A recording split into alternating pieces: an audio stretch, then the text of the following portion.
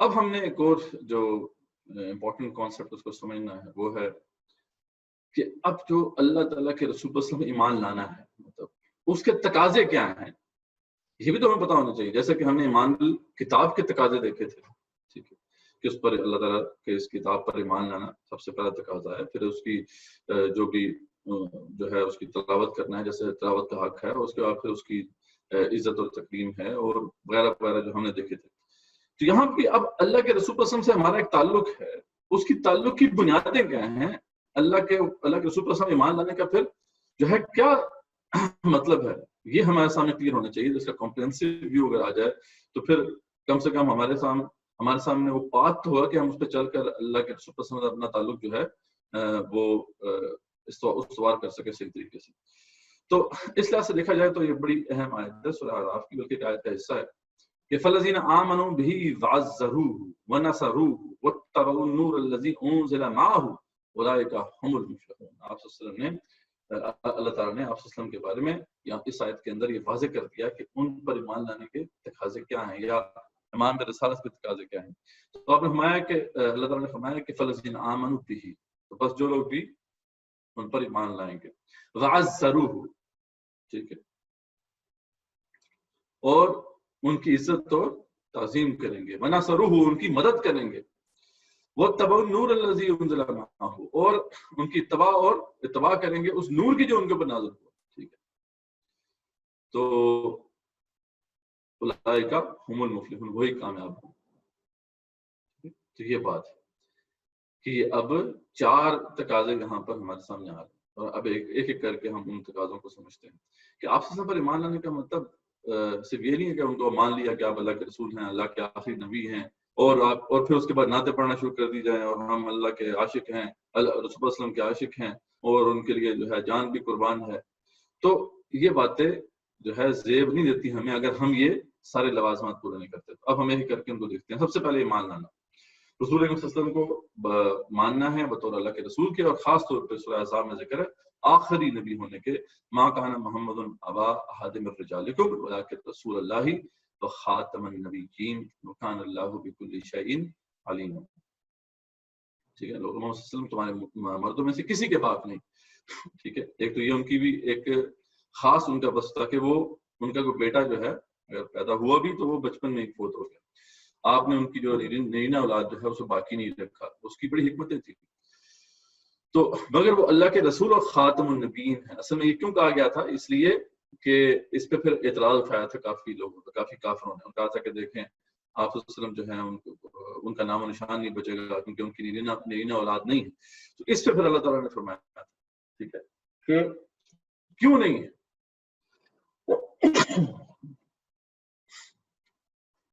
کیونکہ وہ آخری نبی ہے. ٹھیک ہے، اور اس کے ساتھ یہ بھی واضح کر دیا کہ اس حیثیت میں تو پوری امت ایک طرح سے ان کے بیٹوں کی مانی تھی. تو مردوں میں سے کسی کے باپ نہیں ہے مگر وہ اللہ کے رسول اور خاتم النبیین، یعنی نبیوں کے خاتم ہیں. آپ کے اوپر نبوت ختم ہوگی اور اللہ ہر چیز کا علم رکھنے والا. ٹھیک ہے، تو پہلا تقاضا، اور جو الحمدللہ ہم سبھی مانتے ہیں، یعنی کوئی بھی مسلمان ایسا نہیں ہوگا جو اس کو نہیں مانتا ہوگا الحمدللہ. ٹھیک ہے، اور بلکہ اس حوالے سے کچھ نہ کچھ حس بھی ہے کہ ناموس رسالت کے اوپر جو ہے ہمارے ہاں اگر کوئی کسی کافر کو مار بھی دیتا ہے، کسی گستاخ کو، تو اس امت کے اندر جو ہے اس کو ہیرو مانا جاتا ہے آج بھی، اس گئے گزرے دور میں بھی. اور یہ بھی غنیمت ہے کہ رسول اللہ علیہ وسلم کے حوالے سے ہماری غیرت کم سے کم اس مقام پر ہے. پھر امام رسالت کے تقاضوں میں سے دوسرا بڑا تقاضا جو ہے عزت اور تعظیم. ٹھیک ہے جی، ان کی عزت اور تعظیم کرنا یہ دوسرا بڑا تقاضا ہے. اور اس والے سے جو سورہ حجرات کی آیت ہے وہ تو ایک طرح سے بہت ہی یعنی اہم آیت ہے کہ جس میں اللہ تعالیٰ نے فرمایا کہ یا ایھا الذین آمنوا لا ترفعوا اصواتکم فوق صوت النبی صلی اللہ علیہ وسلم. اے ایمان والو، اپنی آوازوں کو نبی کی آواز پر بلند مت کرو. ولا تجہروا لہ بالقول کجہر بعضکم لبعض، اور نہ ہی تم ان کو اس طرح پکارو جیسے آپس میں ایک دوسرے کو پکارتے ہو. ان تحبط اعمالکم، تمہارے تمام کے تمام اعمال جو ہیں وہ اللہ تعالیٰ جو ہے حبط کر لے گا، غارت کر دے گا. وانتم لا تشعرون، اور تمہیں شعور بھی نہیں ہوگا. یہ ہے شان اللہ کے رسول کی صلی اللہ علیہ وسلم، کیونکہ جب بات کرنی ہے تو ان کی بات سے اپنی بات کو بلند نہ کرو. ٹھیک ہے، اپنی آواز کو ان کی آواز پہ نہ بڑھاؤ، یعنی یہ بھی ان کی عزت و تعظیم کی وجہ سے۔ آج کے دور میں اسی کے حوالے سے کہا جاتا ہے کہ جب آپ کا آرگیومنٹ ہو رہا ہو کسی کے ساتھ اور کوئی شخص جو ہے آپ صلی اللہ علیہ وسلم کی کوئی حدیث پیش کر دے کہ جی میں آپ کو جو اپنی بات پیش کر رہا ہوں، اس زمانے میں میرے پاس ایک حدیث ہے، تو اس وقت اگر آپ کو اگر پتا ہے کہ وہ حدیث ضعیف ہے یا صحیح نہیں ہے تو آپ اس پہ کلام کریں، ان کو ٹوک دیں جی آپ جو بات کر رہے ہیں ٹھیک ہے، آپ سے ان کی حدیث تو اگر ہو تو ہم سر آنکھوں پر، لیکن یہ آپ جو بات کر رہے ہیں یہ ضعیف حدیث ہے تو پھر تو ٹھیک ہے، لیکن اگر آپ کو نہیں پتا تو اس وقت خاموش ہو جانا چاہیے۔ یعنی یہ بات کہنا ہے کہ کوئی بندہ اللہ کے رسول صلی اللہ علیہ وسلم کی حدیث پیش کر رہا ہے اور آپ کہیں جی کہ میں نہیں جو ہے میں تو سمجھتا ہوں کہ صحیح نہیں ہے، اس طرح بات کرنا یہ ادب کے خلاف ہے۔ آپ صلی اللہ علیہ وسلم کی آپ صلی اللہ علیہ وسلم موجود تو نہیں ہے تو آپ کی حدیث کا پھر وہی مقام ہے، تو اس لیے کہیں آرگومنٹ میں آپ سے حدیث کو پیش کیا جائے تو ایک تو عزت اور تقریم کے حوالے سے ہمیں اس کا خیال رکھنا چاہیے۔ تو یہ آج کے دور کے لیے ورنہ آپ صلی اللہ علیہ وسلم کے دور میں تو بہرحال صحابہ کرام کے لیے تھا ہی کہ کوئی بھی نبی صلی اللہ علیہ وسلم کی آواز پہ اپنی آواز بلند نہ کرے، تو جہاں اتنی سی بات پہ بھی ایک تھریٹ کیا جا رہا ہے کہ اللہ تعالیٰ فرما رہے ہیں کہ تمہارے سارے اعمال زیرو ہو جائیں گے، تو آپ صلی اللہ علیہ وسلم کی شان میں تم معاذ اللہ ثم معاذ اللہ کو چھوٹی سی گستاخی کر دے تو وہ کیسے قابل قبول ہو سکتی؟ تو یہ آپ صلی اللہ علیہ وسلم کی ایک شان ہے، ان کی عزت اور تعظیم کرنا یہ ہمارے ایمان کا جز ہے، ٹھیک ہے۔ پھر آگے چلتے ہیں کہ جو بہت اہم بات ہے اور جو عام طور پہ نہ تو عاشقان رسول سمجھاتے ہیں، نہ پڑھتے ہیں، نہ پڑھاتے ہیں، بس دعوے ہیں کہ ہم اللہ کے رسول کو سندیش رکھتے ہیں، وہ کیا بات تھی؟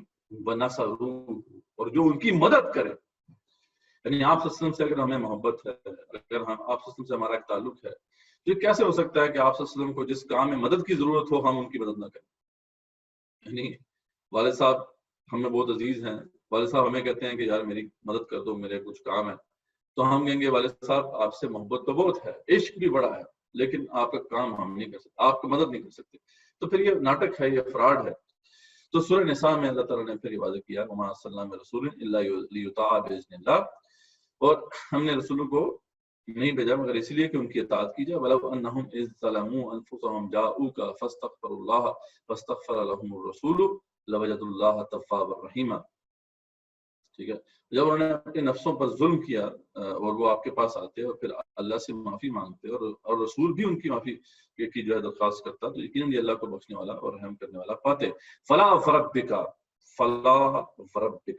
لا یؤمنون، اچھا یہ ابھی عزت اور تعظیم کے کئی پارٹ ہے، ابھی نصرت کا پارٹ بعد میں آئے گا، یہ اس کا دوسرا ایسپیکٹ ہے۔ عزت اور تعظیم کا ایک ایسپیکٹ تو ہم نے بتا دیا کہ آپ کی زندگی میں تو ان کی آواز پہ اپنی آواز بلند نہ کرو، آج کے دور میں آپ کی حدیث کا وہ کام ہے۔ یہاں پہ ایک اور بات بھی بڑی اہم بات رکھی جا رہی ہے، وہ کیا ہے؟ یہ بھی آپ کی عزت و تعظیم ہی ہے کہ فلا وربک لا یؤمنون، ٹھیک ہے۔ اتنی یہ بھاری آیت ہے اس حوالے سے، تو تیرے رب کی قسم ہے اے رسول اللہ صلی اللہ علیہ وسلم، آپ کے رب کی قسم ہے یہ کبھی مومن نہیں ہو سکتے۔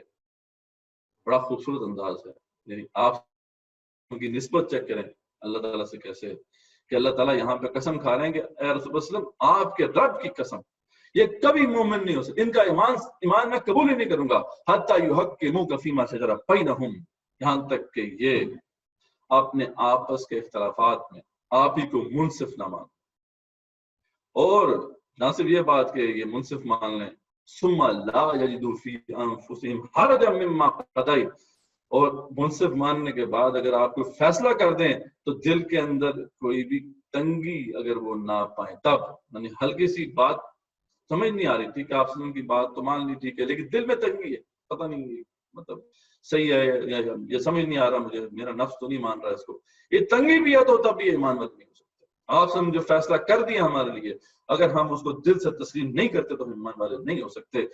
ثم لا يجدوا في انفسهم حرجا مما قضيت ويسلموا تسلیما، اور بالکل دل کی جو ہے خوشی کے ساتھ اور جو ہے اطمینان کے ساتھ اگر اس قبول نہیں کر لیتے آپ کے فیصلے کو، اس وقت تک یہ مومن نہیں ہو سکتے۔ یہ بھی آپ کی عزت اور تعظیم کی وجہ سے۔ تو آج اگر آپ وسلم کی کوئی فیصلہ ہے یا آپ وسلم کی کوئی سنت ہے یا آپ نے کسی بات کے اوپر کلام کیا ہے، اس کے بارے میں ایک شخص جو ہے وہ مان تو لیتا ہے، ٹھیک ہے جی ماننا پڑے گا، لیکن دل میں تنگی ہے، مطلب پتہ نہیں کیوں سمجھ نہیں آ رہا، تب بھی جو ہے ایمان سلامت نہیں رہے گا۔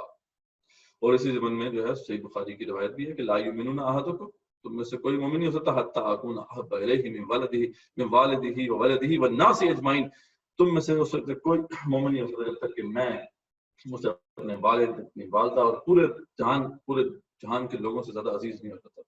تو یہ ساری اسی تناظر میں ہے، یعنی آپ سے محبت، آپ سے کی عزت اور تکریم، یہ سارا اسی کانٹیکس میں بات ہو رہی ہے. آپ بتائیں کہ ہم کہاں پہ کھڑے ہیں؟ عاشقان رسول ہیں وہ کہاں پہ کھڑے ہیں جو دعوے کرتے ہیں؟ یہاں پہ تو آپ کے فیصلے جو ہے وہ مانے نہیں جاتے. ٹھیک ہے، تو آپ نے جو فیصلہ کر دیا، بہرحال ہمیں اس کو تسلیم کرنا ہے اور دل سے تسلیم کرنا ہے، تب بھی ہم مومن ہوں گے. تو یہ ان کی عزت و تعظیم کا ایک بہت ہی اہم جز ہے. اس سے اگلی والی بات جو میں آپ سے کر رہا تھا وہ تھا کہ نصرت، اس پہ تو خیر کو جانے کو تیار ہی نہیں ہے، تو عزت و تعظیم کی باتیں تو پھر کر لیتے ہیں، لیکن نصرت یہ ہے بات. ٹھیک ہے جی. اب آپ وسلم کو نصرت کس کام میں چاہیے تھی؟ کوئی پرسنل کام کے لیے تو نصرت نہیں چاہیے تھی. ٹھیک ہے، آپ وسلم کو کسی اپنے پرسنل کام کے لیے نصرت تھوڑی چاہیے تھی، بلکہ اللہ کے دین کے حوالے سے نصرت چاہیے تھی. اور اسی حوالے سے ہمیں بھی اللہ تعالیٰ نے کہا ہے کہ آپ نے اللہ کے رسول کی مدد کرنی ہے. ٹھیک، اور وہ کیا ذمہ داری تھی، وہ کیا مشن تھا جس کے لیے ان کو مدد کی ضرورت تھی، وہ اس کا ذکر جو ہے سورہ مزمل میں پہلے آیا.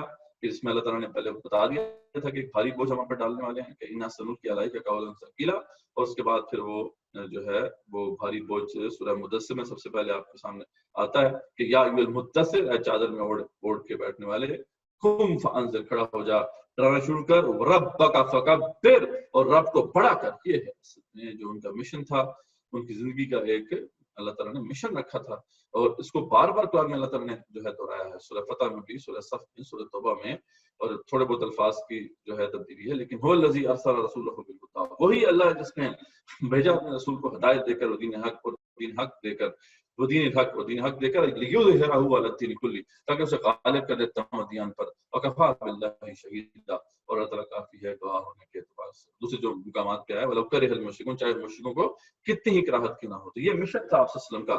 آپ صلی اللہ علیہ وسلم پوری دنیا پر دین غالب کرنے کے لیے آئے تھے، لیکن آپ صلی اللہ علیہ وسلم کی زندگی میں تو یہ غالب نہیں ہو سکا. اب آپ کے بعد ہے یہ سارا سلسلہ جو ہے جب تک چلے گا. جیسے اقبال نے کہا تھا کہ وقت فرصت ہے کہاں، کام ابھی باقی ہے، نور توحید کا اتمام ابھی باقی ہے. نور توحید کا اتمام تو ابھی تک نہیں ہوا. تو اس کے بعد ہم نے بڑی تفصیل سے ابھی کرنی ہے، انشاءاللہ مزید کھل جائے گی آپ کے سامنے کہ یہ کیا تقاضا ہے.